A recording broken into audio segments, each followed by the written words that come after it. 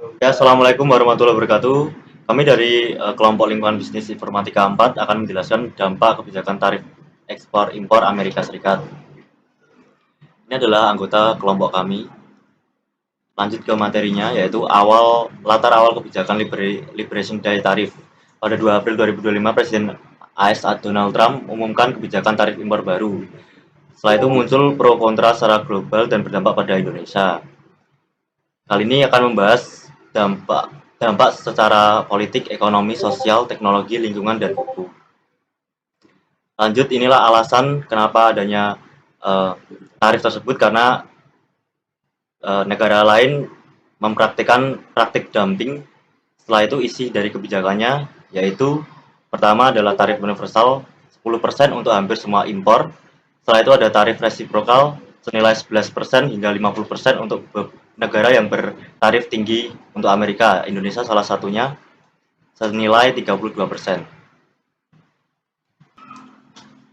Oke, untuk berikutnya fokus tarif resiprokal.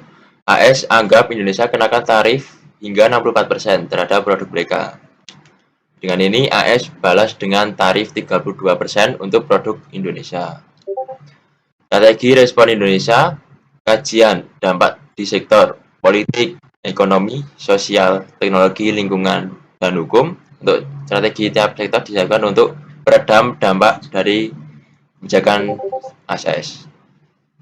Baiklah, selanjutnya dari sektor politik, dampak ditimbulkan ialah ketidakstabilan politik akibat PHK dan keresahan sosial.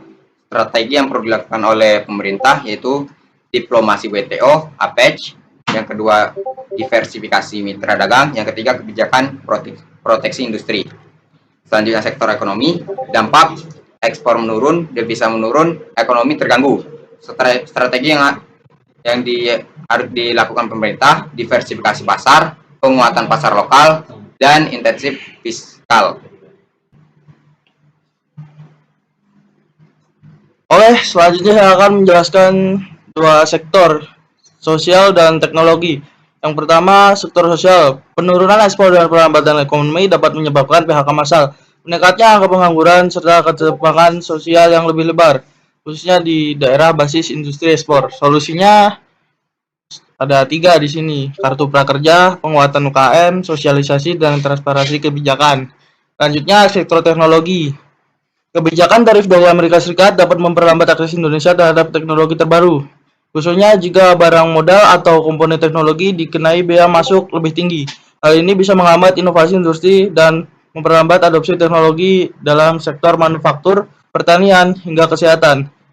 Ketergantungan terhadap teknologi impor juga akan meningkatkan biaya produksi. Strateginya, yang pertama, Litbang dan Teknopark, insentif inovasi lokal, dan kemitraan internasional non-Amerika Serikat. Oke, sekarang kita akan masuk pada sektor lingkungan, yaitu pada dampaknya, yaitu tarif ekspor tinggi dapat menyebabkan industri dalam negeri mencari alternatif pasar lokal yang bisa memicu peningkatan kapasitas produk tanpa memperhatikan aspek. Selanjutnya, sektor legal hukum, yaitu kebijakan tarif AS dapat dikritisi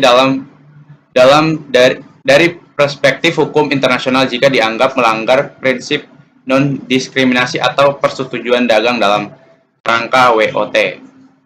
Jadi pada PPT kita kali ini teman-teman bisa lihat bahwa kenaikan tarif impor ekspor Amerika Serikat dapat berdampak bagi perdagangan internasional. Sekian dari kelompok kami. Jika ada salah kami minta maaf, dan wassalamualaikum warahmatullahi wabarakatuh.